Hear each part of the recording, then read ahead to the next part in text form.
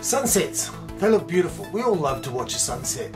And a sunset in time-lapse video is really something special, which makes it a really good basis for comparing methods of filming a time-lapse video.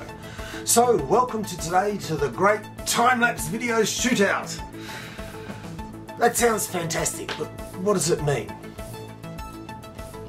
Well, I've got 4 methods available to me of making a time-lapse video. Let's see, I've got tablet, phone, my little time-lapse camera, and the camera that I'm actually using, which is sort of similar to this, just it's a Canon SLR camera which has time-lapse settings in it. But today I want to compare these 4 different ways. I want to actually see what's different and what makes each one easy, what makes it good, what makes it bad, what you can do. So, looking at the ease of use, the flexibility, so how do I go about it? Well, first of all, I set them all up on various tripods, and in the case of the tablet, as I didn't have anything to actually hold onto it, I set it up on a chair so I could get an image from it. It wouldn't fall over, and I could get a good stable image that you could look at. They're not all focused on exactly the same point. They're all sort of focused in the general area. The idea is the general idea of the sunset and how that looks on the camera. Now they won't be exactly the same. Big deal. It's a close enough sort of thing. So let's start with the tablet. I'm using this 2018 iPad Pro. So it's not the latest or the greatest. It's 5 years old. It's, as you can see, it's had a bit of a rough life. The camera is good. Definitely have to say the camera is good, but at the same time there are better cameras, and with more modern tablets and phones and everything, the cameras are getting better and better all the time. From what I've found, the iPads and iPhones use pretty much the same system across the board. So let's have a bit of a look at that. Okay, so open the camera, open the phone, open the camera, and you can see the focus is actually quite good. You can very precise, very clean, very sharp focus on a close image like that, and even on the, as you can see in the video, the focus on the sunset is very clear, very sharp. It's a wonderful image. The system for time-lapse is less than ideal for what I'm trying to do. If you're just trying to do a short 30 or 40 second burst, it's fantastic. If you want to do something more than that, it's less than ideal. So how does it work? Well, time-lapse, and that's it. You have the image. You can click to focus on one particular area, make that your central focus point, or you can let it go and do its own general focus, and then hit the go button, and it will decide by itself what frame rate, depending on how long you're shooting an image for. What can I tell you about it? Well, what I can find online says the iPhone's time-lapse camera will condense whatever video you take to about between 20 and 40 seconds, regardless of how long you took the video. If you record for less than 10 minutes, then the frame capture is 2 frames per second. So that's 1 frame every half a second. After 10 minutes, it reduces to 1 frame per second. After that, it reduces down. At 40 minutes, it reduces again. At 80 minutes, it reduces again. So you go, maybe 2 frames, 2 seconds per frame, or 4 seconds per frame.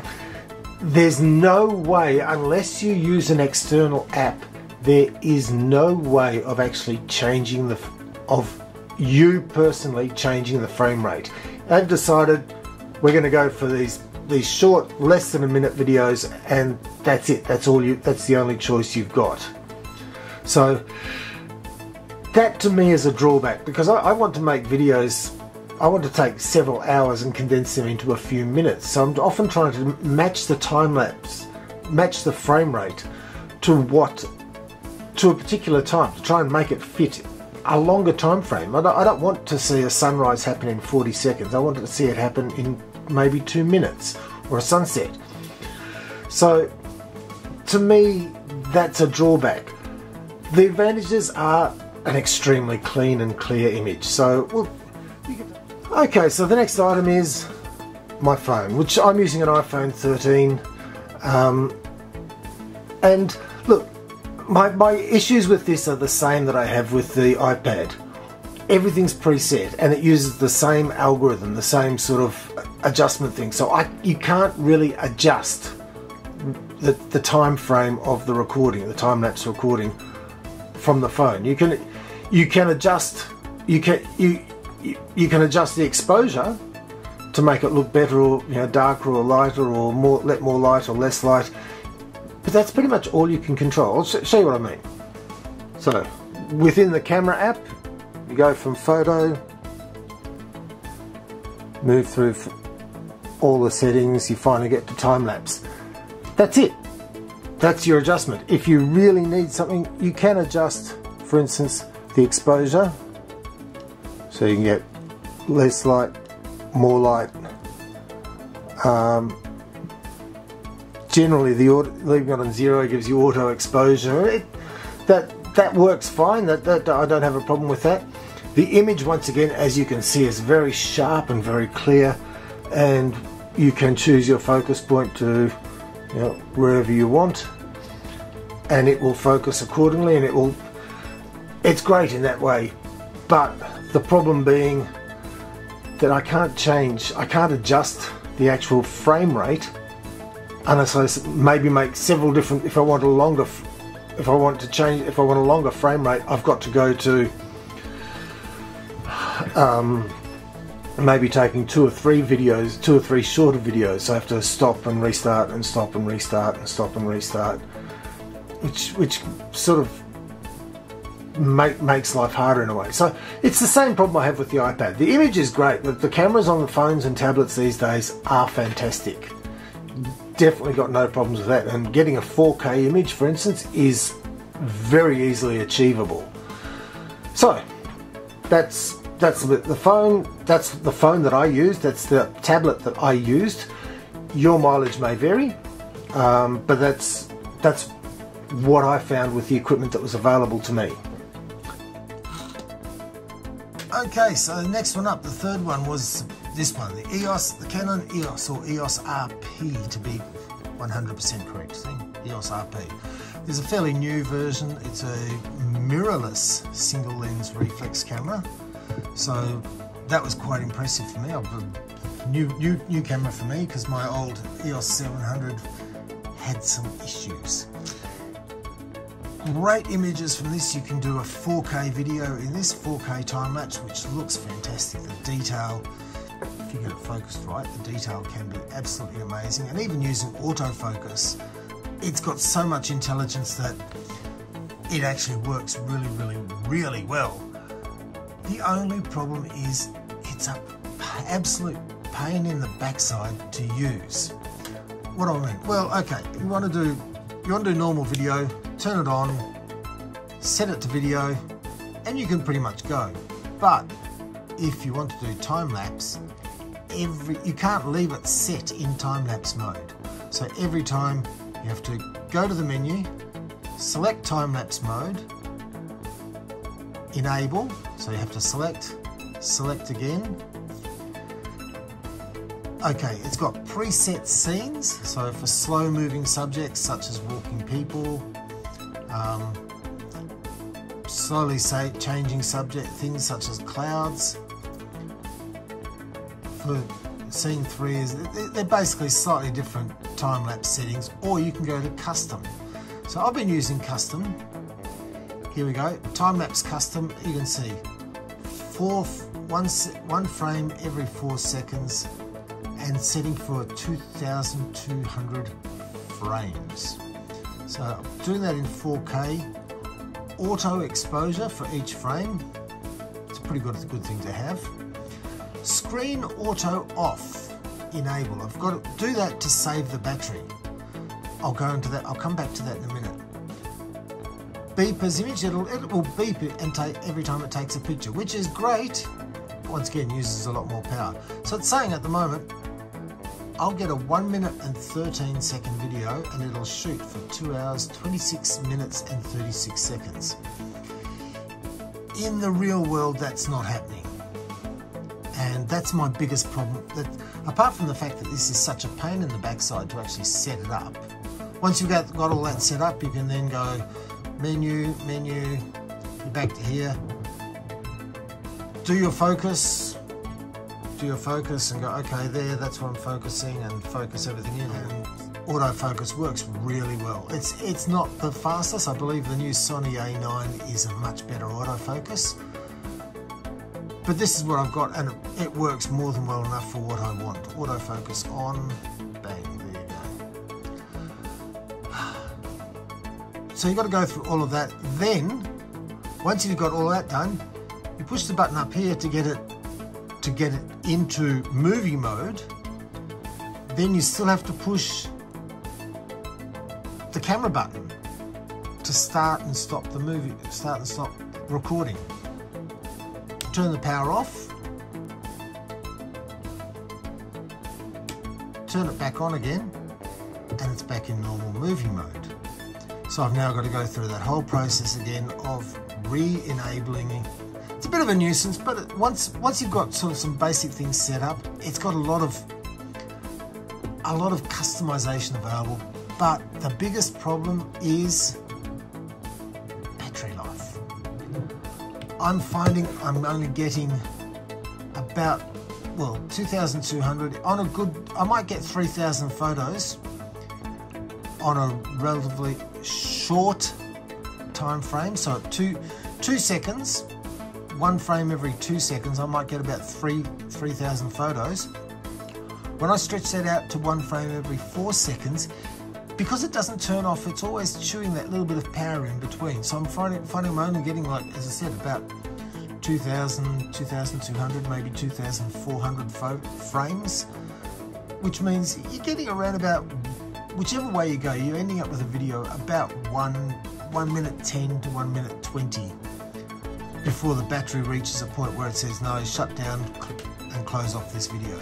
So this is the biggest problem with this camera, is the battery. It's just not enough. However, all of that said, I love this I love the images I can get from this camera for time-lapse. The only thing is that I can only get such short time-lapse videos out of it. Longer than I get from my iPhone or my phone or my tablet. You know, maybe 2 to 3 times the length, but still reduced in time. And I'm trying to, so I have, if I'm using this and my aTLi, I have to sort of try and match the two together to make them work together. Okay. So last of all, we've got this one, the dedicated time-lapse camera. In my case, I'm using an aTLi Eon. I'll try and find a way of putting a link to it link to their webpage in the description. This is not the easiest to use. I mean, quite simply, for doing a very simple, quick, fast time-lapse thing, the tablet and the phone were the easiest. Equally easiest. This is not as easy as that. It's a little bit more complicated, but it's actually not that difficult. The hardest part of this camera is connecting the camera to the Wi-Fi. It's just a camera. There's nothing else to it. No screen. In this, at the moment, I've got it inside its rubber case, but it comes out of the case pretty easily. The only controls you've got is the on-off button and focus. So, but that's really the only two controls. Now, I've actually turned it on already, so you can see the green light. I've turned it on before to make this a little bit faster, to show it how to use it. Once you've got it powered on, you have to go to the Wi-Fi. Everything's controlled via an app on Wi-Fi. So let's have a look at that. We select the camera. Now the app can control multiple cameras. Finds the camera online. That is the thing that takes the longest. There's the camera. It's online now. Okay, so Click to look at that camera, and it now brings up that camera's controls. We're pretty much ready to go. Position your camera and then focus. Now, if you're not sure about focusing, you can actually say, okay, here's the spot I actually want to focus on. And you can highlight the one spot you want to focus, but maybe if I focus on the writing I can get a little bit more. So you basically focus. Okay, once you're focused, hit the go button. First thing you get there is how long, what sort of interval you want. So in this case I've got 4 seconds, so 1 frame every 4 seconds. Can move that back. You can start at 1 frame every half a second or 2 frames per second, and you can take it right up. It gets ridiculously long. Like if you want to do videoing, for instance, a work site, you can do 1 frame per day. If you want to do, for instance, if you want to do a video of what does the weather look at midday at the same place every day for a year.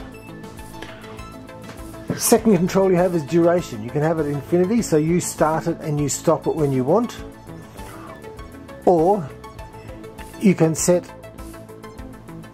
any time frame. I've never really seen how far this goes, so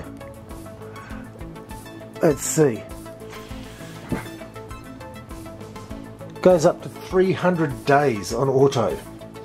So overall, it's got a lot of really good things going for it. It's got some things that make it more difficult to use, but overall I don't think it's a major drama, and I think it's relatively easy to use as well. It's quite fun to use, and because it's so small and light and easy, I can take it almost anywhere. So that's the aTLi camera. That's my dedicated time-lapse camera. So the end result, well, you judge for yourself. Now I haven't lined up all the 4 images because they're all different lengths. I've lined up where I can. The phone and the camera, the phone and the tablet sort of line up, and you'll see they join and they move sort of with the other two, but they're a much shorter image because of the way the phone and the tablet take that image. And I didn't want to stretch time or anything. I wanted to keep them with the way they are recorded, so that you can judge what you see for the differences. So that makes a little bit of a difference here in this playback. I've only roughly lined up the time-lapse camera and the real camera. They're not exactly perfect again to each other, but then again, for me, moving my eyes from one to another, I don't really notice big difference, and I'm more looking at what the image looks like rather than having them exactly lined up. This is all a roughly, this isn't a scientific experiment. This is just a, let's have a look at it. And it's, as I said, it's also partly about how difficult or how easy they are to use, which I've already sort of gone through. I think with all the setup, all the difficulties and the shortcomings in what I'm trying to do, you can still get a good idea of what the differences are in the images, what the differences are in quality, what the differences are in using them. So you have a look, you tell me what you think.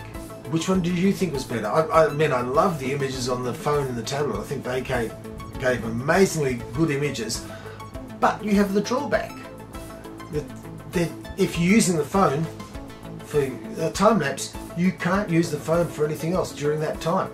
It's gone out of your pocket, so you have to have another phone. Up to you, what you think. Leave me a message. Like, comment, subscribe, tell me what you think. Tell me what you'd like me to do.